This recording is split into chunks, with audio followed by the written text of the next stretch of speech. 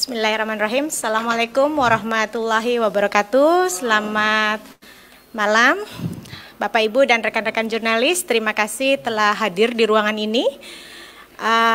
Kami dalam kesempatan ini akan menyampaikan perkembangan penanganan perkara dugaan tindak pidana korupsi penerimaan gratifikasi terkait dengan proyek-proyek di pemerintah Provinsi Nanggro Aceh Darussalam. Sebagaimana rekan-rekan juga sudah ketahui bahwa KPK dengan kerjasama dengan Polda Nanggro Aceh Darussalam telah berhasil menangkap salah seorang DPO dengan inisial IA. Dan malam ini sudah hadir bersama kita pimpinan KPK Bapak Yohanis Tanak, juga Deputi Penindakan KPK Bapak Karyoto, akan menjelaskan secara detail terkait dengan kronologi penangkapan dan juga upaya paksa lainnya yang akan KPK lakukan sebagai tindak lanjut dari penangkapan yang telah KPK lakukan. Baik, untuk selanjutnya akan disampaikan lebih lanjut oleh pimpinan KPK Bapak Yohanis Tanak. Kami persilakan Bapak. Terima kasih Bu atas kesempatan yang diberikan kepada saya. Assalamualaikum warahmatullahi wabarakatuh. Selamat malam, salam sejahtera bagi kita semua. Om Swastiastu, Namo Buddhaya, salam kebajikan. Rekan-rekan wartawan yang saya hormati, saya cintai dan saya banggakan. Pada hari ini 25 Januari 2023 kita bertemu lagi untuk menyampaikan informasi terkait dengan penangkapan seorang yang telah ditetapkan sebelumnya sebagai DPO. Beliau ini telah ditetapkan dalam Sprindik pada September 2018. Namun belum pernah diperiksa. Beliau ini adalah salah satu orang kepercayaan dari mantan Gubernur Aceh periode 2007-2012. Tersangka ini juga adalah orang yang sebagai tim sukses dari mantan gubernur periode 2007-2012. Sebelumnya dalam perkara ini, sebelumnya itu dalam perkara gratifikasi, beliau ini terkait dengan mantan gubernur yang ditetapkan sebagai tersangka dalam perkara gratifikasi. Tapi kemudian beliau ini melarikan diri dan dijadikan sebagai DPO yang kemudian dilakukan penangkapan atas kerjasama KPK, dalam hal ini tentunya yang dipimpin oleh Deputi Penindakan dan Eksekusi beserta Direktur Penyidikan, berkoordinasi dengan Polda Aceh, berhasil melakukan penangkapan terhadap tersangka yang berinisial IA. IA. Berinisial IA. Adapun kronologis penangkapannya, pada tanggal 24 Januari kemarin, tim reserse kriminal umum Polda Nanggro Aceh Darussalam telah melakukan penangkapan terhadap beliau, tersangka IA, di salah satu tempat yang berada di Banda Aceh. Kemudian pada hari ini, tim penyidik berangkat ke Banda Aceh dan kemudian membawa beliau ke Jakarta, ke kantor KPK ini, Gedung Merah Putih. Untuk selanjutnya akan dilakukan penahanan dan pemeriksaan nantinya kepada beliau.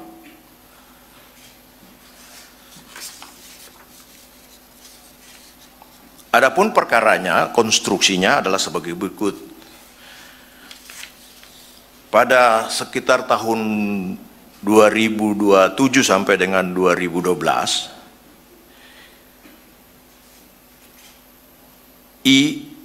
IY selaku Gubernur Nanggroe Aceh Darussalam menerima uang yang berjumlah sekitar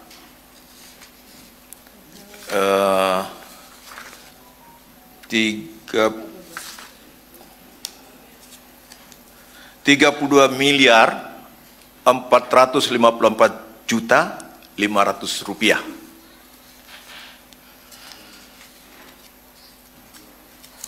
Dana tersebut itu berasal dari satu proyek yang berada di Nanggroe Aceh Salam yang sumber dananya berasal dari APBN. Kemudian melalui beliau, melalui tersangka ini, dana diterima dan diberikan kepada Gubernur Nanggroe Aceh Darussalam yang pada saat itu dijabat oleh IY. Dana yang diterima sebanyak itu diberikan beberapa kali.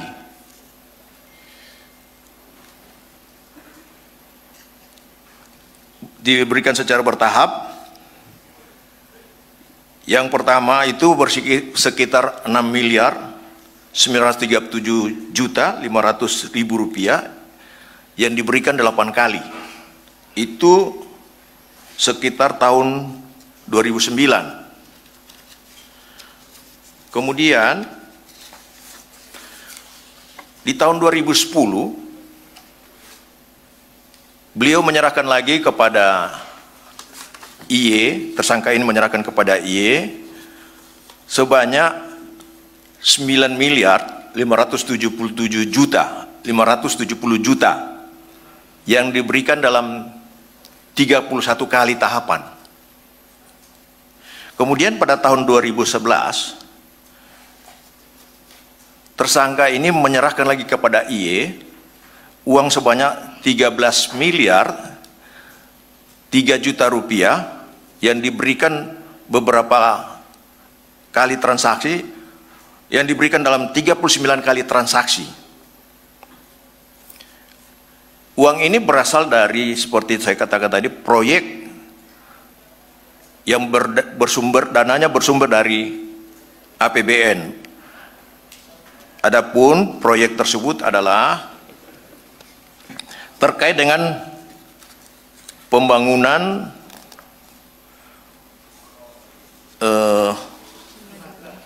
jembatan. Iya. Namun dalam proses pemeriksaannya ini kemudian beliau tidak memenuhi panggilan dan kemudian dinyatakan DPO.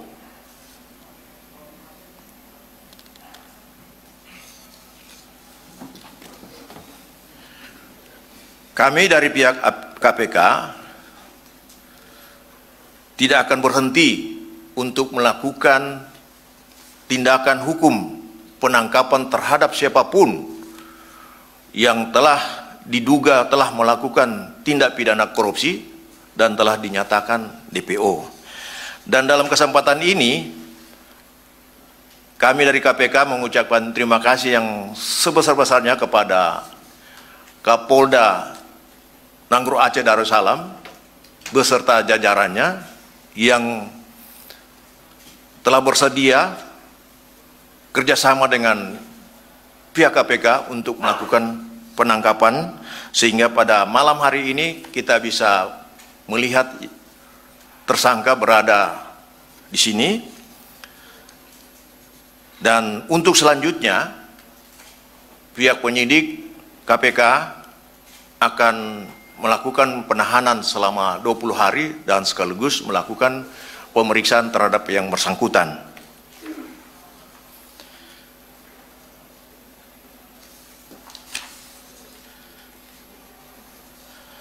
Saya kira itu saja yang bisa kami sampaikan, dan untuk lebih lengkapnya akan disampaikan oleh Deputi Penindakan, dan menurut beliau sudah cukup. Saya serahkan kembali kepada Ibu untuk menyampaikan kepada. Baik, terima kasih Pak Yohanes. Bapak Ibu dan rekan-rekan jurnalis, kita buka sesi tanya jawab, dan saya juga mengundang rekan-rekan jurnalis yang mengikuti konferensi pers ini melalui akun media sosial KPK untuk menyampaikan respon, tanggapan ataupun pertanyaannya untuk bisa interaktif dengan kami di sini melalui fitur yang tersedia. Kesempatan pertama saya buka dulu untuk teman-teman yang hadir di sini. Boleh silakan satu di sana, nama dan medianya. Mau nanya yang tadi kayaknya kurang lengkap. Jadi ditahannya itu selama 20 hari dari kapan dan dia ditahan di rutan mana?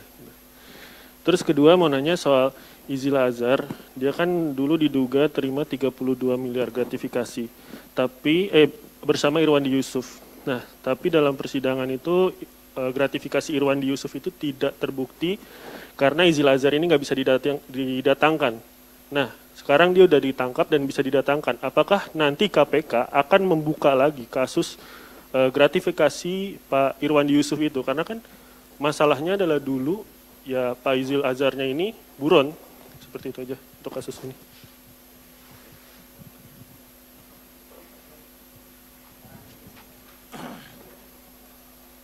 Baik, yang kedua silakan. Ya, tes. Ya, nama saya dan Mario medianya? dari Metro TV. Ya, mohon dicatat Pak Yohanes, ini agak panjang. Pertama, walaupun ini kasus sudah cukup lama, dengan penangkapan Bapak IA ini, bukan beliau, Bapak IA ini, kalau dihitung bahwa dia tersangka, terus kemudian buron, apakah hukumannya akan bertambah atau pasalnya ada yang nambah? Artinya kan ini prosesnya sudah cukup menyulitkan rekan-rekan penyidik di sini. Nah, kedua, dalam persidangan saya mencermati waktu itu ada keterlibatan pihak lain. Kalau ini kan orang kepercayaan dari Gubernur IY, dan ada lagi satu orang kepercayaan juga, ya berinisial ST, ESB. Nah, waktu itu di persidangan itu kan dikatakan bahwa dia diberikan kepercayaan untuk menyelenggarakan Aceh Marathon dengan nilai miliaran rupiah. Padahal kapasitasnya nggak jelas. Artinya dia bukan atlet, dia bukan seorang olahragawan, tapi dipercayai memegang dana besar untuk menyelenggarakan namanya Aceh Marathon. Nah, itu apakah memang itu didalami juga? Nah, kemudian nyambung dari pertanyaan Chandra. Kalau kemarin kan gratifikasinya tidak bisa dibuktikan karena saudara yang di belakang ini belum bisa dikonfirmasi karena lari dan belum bisa ditangkap. Nah, pertanyaan saya, apakah KPK juga akan mendalami terkait dana otsus di Aceh? Ini yang jauh lebih besar ketimbang proyek-proyek itu. Karena bagi saya fakta dan kenyataan dari pembangunan dana otsus di Aceh itu jauh sekali. Jadi tidak jelas, tidak nyata bahwa dengan dana otsus sekian pembangunannya malah tidak ada atau jauh dari harapan pemerintah, bahkan lebih banyak memakai dana APBN langsung dengan permintaan-permintaan lain. Dan keempat, apakah dengan saudara IE ini akan juga dikonfirmasi terkait pengadaan 2 kapal Aceh Tangguh? Setahu saya dugaan korupsi pengadaan 2 kapal baru yang besar ini, namanya 2 unit kapal Aceh Tangguh ini cukup memakan biaya besar yang berkoordinasi dengan Kementerian Perhubungan. Nah selanjutnya Mbak Ipi langsung ke pertanyaan-pertanyaan lain yang mungkin karena sudah berapa lama dari tahun baru udah nggak kompers. Pertama, saya ingin menanyakan. Kita prioritas topiknya terkait dengan isu ini dulu ya. Oh gitu? Ya, boleh kita berikan kesempatan untuk yang lain, sudah 4 pertanyaan. Pak Mario, boleh ya? Nanti kita lanjut lagi ke sana. Silakan di belakang Pak Mario. Saya Mirza dari Tempo. Saya ingin bertanya, Izil Azhar ini kan sudah hampir 5 tahun buron dan ketemunya di Aceh. Apakah dia selama buron itu pernah ke luar negeri atau tidak? Dan kalau misalnya tidak pernah, apakah ada yang membackingi dia selama di Aceh? Mungkin segitu aja. Terima kasih. Satu lagi ya, silakan. Oh, oke. Yang di belakang dulu, silakan.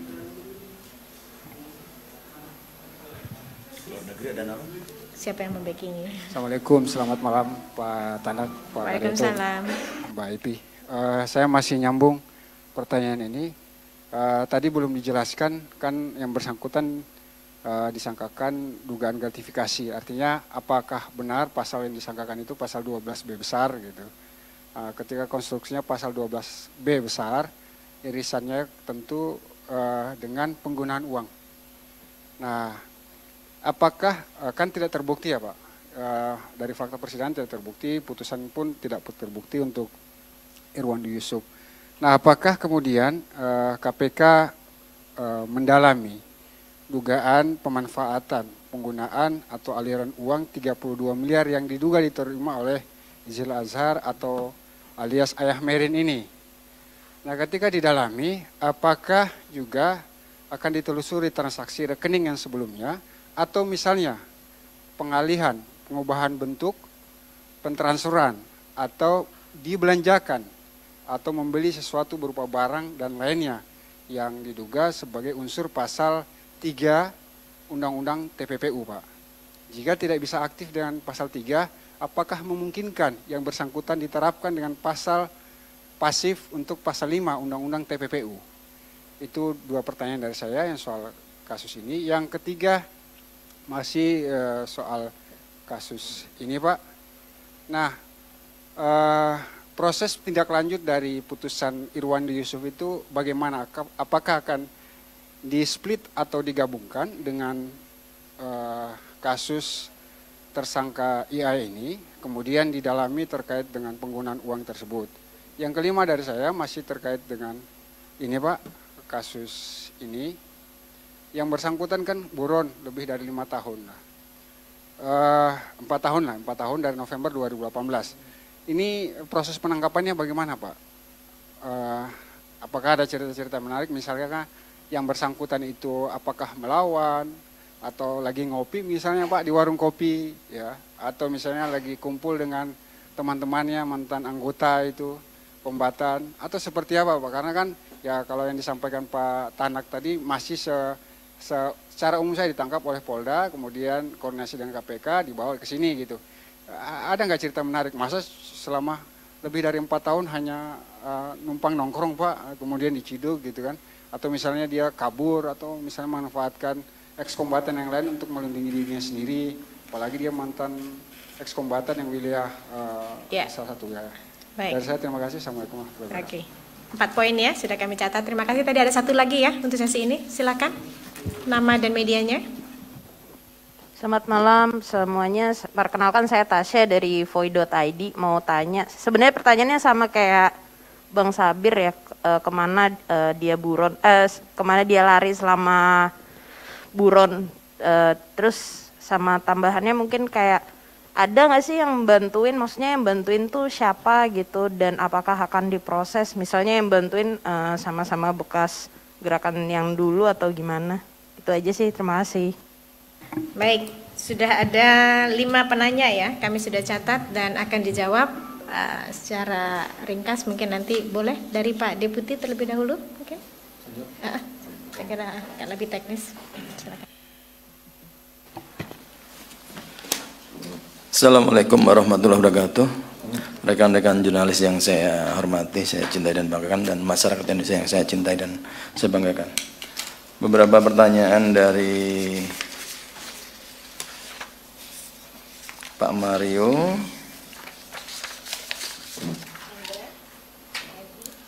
Pak Chandra dulu ya, Pak Chandra, Pak Mario. Penahanan pertama itu 20 hari, Mas, ya.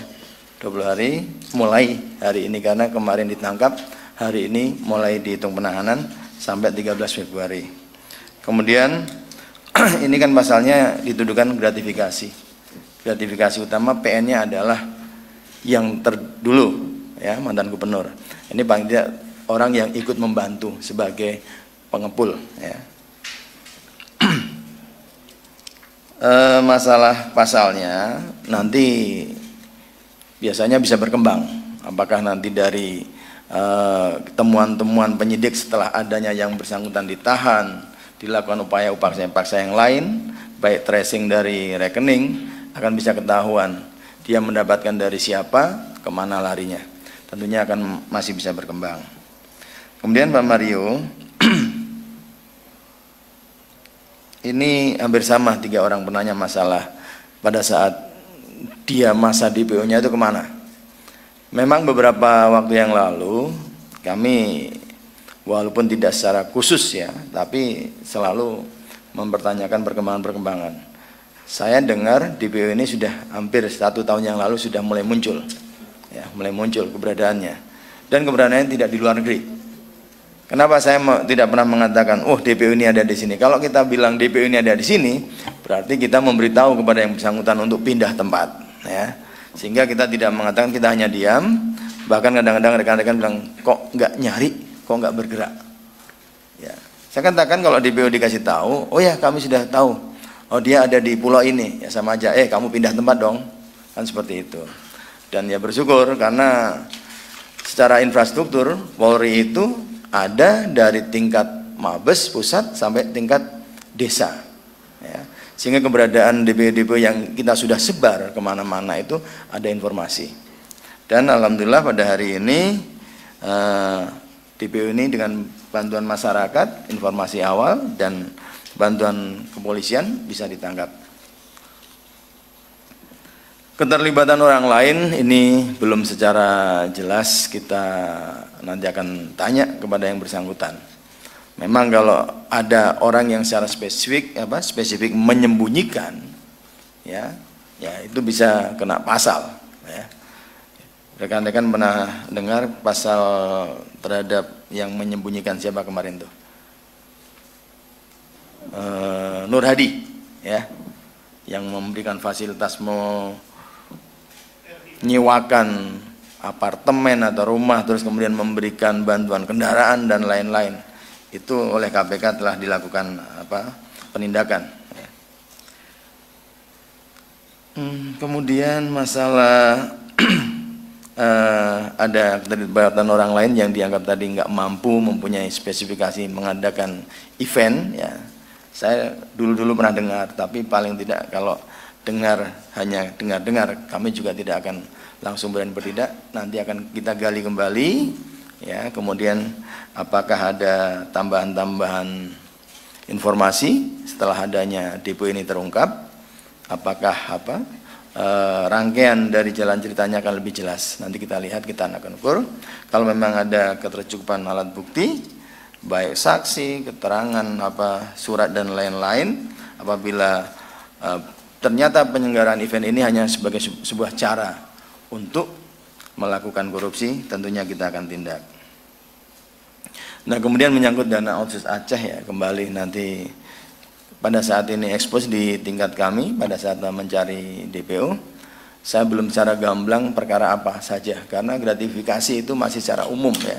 Kalau gratifikasi nanti sudah diteliti satu persatu, barangkali pemberian ini terkait dengan proyek apa. Biasanya kalau OTT tidak akan cukup waktu kalau akan dikupas satu-satu, dan akhirnya KPK seolah-olah mencicil perkara, ya. Karena kebutuhan waktu untuk penahanan setelah pasca OTT itu dalam waktu yang 60 hari harus segera selesai.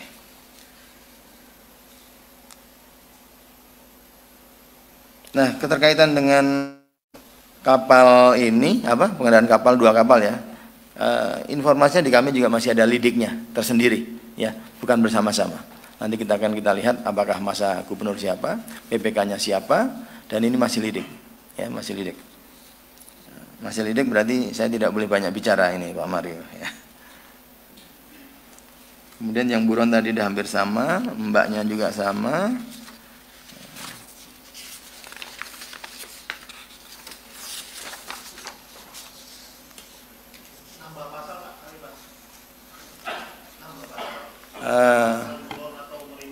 Ya, kalau nanti memang ada ditemukan pihak-pihak lain yang terlibat secara aktif, ya, secara aktif dalam yang bersangkutan bersembunyi, yang bersangkutan lari dari satu tempat ke tempat lain, ya, ataukah memberikan berbagai macam fasilitas sehingga yang bersangkutan bisa nyaman, ya, dari kejaran aparat penegak hukum, tentunya kita akan melakukan tindakan.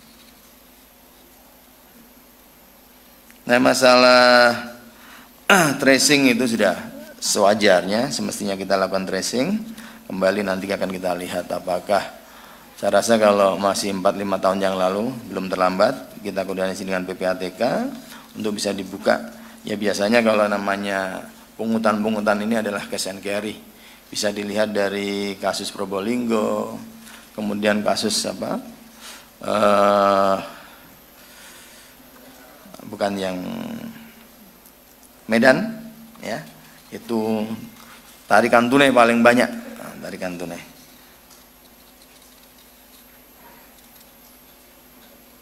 Nah, kemudian kalau masalah TPPU, memang saya sepakat dengan Pak Sabil, rejimnya TPPU ini bukan hanya tersangka saja yang harus kita tindak, tapi pihak-pihak lain yang secara aktif maupun pasif yang ikut dalam upaya-upaya penyamaran, penyembunyian, pengalihan, ya, seolah-olah barang itu dari haram menjadi halal. Nah, tentunya ini memerlukan pendalaman, ya Pak Sabil, ya, pendalaman apakah nanti kalau misalnya yang bersangkutan ketika mendapatkan uang ini dititipkan di siapa, saya juga belum tahu persis nanti apakah yang kemarin 32 itu sudah betul-betul terdetek, terlacak, ibarat kata menerima 32 keluarnya berapa, yang disita berapa. Ini kasus lama, ya, kasus-kasus cuci gudang. Ya mudah-mudahan besok setidak-tidaknya ketika kita bisa menemukan kerugian atau uang yang beredar yang dinikmati oleh para aparat yang menyalahgunakan kewenangannya itu, kalau mencuri 5 ya kita bisa mengambil 5, itu upayanya. Jadi aset recovery bisa 100%. Saya rasa pertanyaannya sudah terjawab semua, ya. Ya nanti kalau ada putaran kedua masih ada satu lagi perlu dijawab. Boleh mungkin Pak Yohanis bisa menambahkan?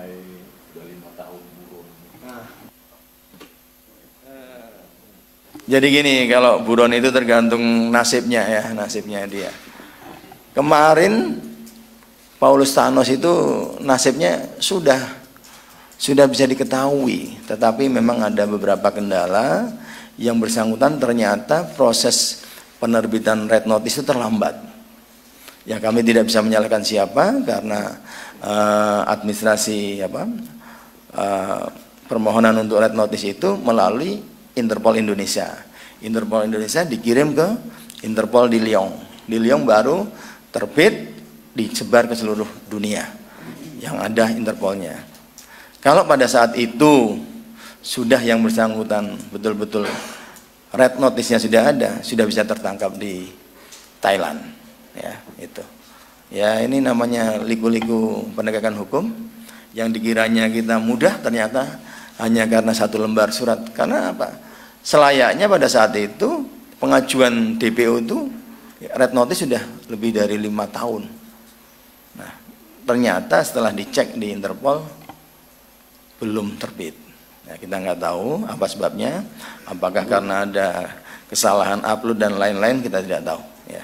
Tapi itu semua kemarin sudah kita perbaiki semua, mudah-mudahan yang sudah diisut sebagai DPO akan secara otomatis nanti pada waktunya menjadi akan terbit red notice secara internasional dari Interpol Lyon. Mungkin itu ya Pak. Sudah? Kalau ada yang lain mungkin Putra. Ya, silakan Pak. Ini saja. Kalau tadi yang dipermasalahkan ya bahwa yang bersangkutan itu sudah 4 tahun melarikan diri. Nah, ada enggak hal-hal yang lain yang bisa diberikan sama dia atau dikenakan sanksi sama dia? Dalam proses penyidikan tetap akan lakukan pemeriksaan, tapi pada saat penuntutan nantinya akan dipertimbangkan itu hal-hal yang meringankan dan hal-hal yang memberatkan. Nah, ini menjadi hal-hal yang memberatkan karena yang bersangkutan mempersulit proses persidangan dengan melarikan diri, sehingga ditetapkan jadi DPO. Saya kira itu saja penambahannya. Terima kasih. Baik, terima kasih pimpinan, terima kasih Pak Deputi. Saya kira cukup ya untuk perkara ini ya. Oke, nanti kita tutup dulu, nanti silakan kalau ada yang ingin tanyakan lebih lanjut. Baik, saya kira kita cukupkan untuk konferensi pers kita malam hari ini. Terima kasih untuk perhatian rekan-rekan, dan sekali lagi kami ingin menyampaikan apresiasi dan terima kasih kami kepada jajaran Polda Nanggro Aceh Darussalam atas sinergi dan kerjasamanya dalam penangkapan DPO KPK ini. Yang kedua, kami juga ingin sampaikan bahwa penangkapan salah satu DPO KPK ini menjadi bukti nyata komitmen dan keseriusan KPK untuk menuntaskan setiap perkara yang menjadi prioritas KPK. Dan dalam kesempatan ini kami juga ingin mengingatkan kepada para DPO agar kooperatif dan patuh agar proses penegakan hukum dapat segera dilakukan dan dapat memberikan kepastian bagi para pihak terkait. Kami cukupkan, terima kasih. Wassalamualaikum warahmatullahi wabarakatuh.